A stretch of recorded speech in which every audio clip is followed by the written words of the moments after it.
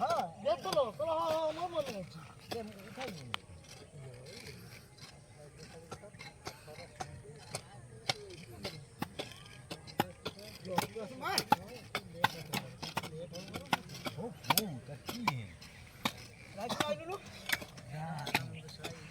খাতে পারেন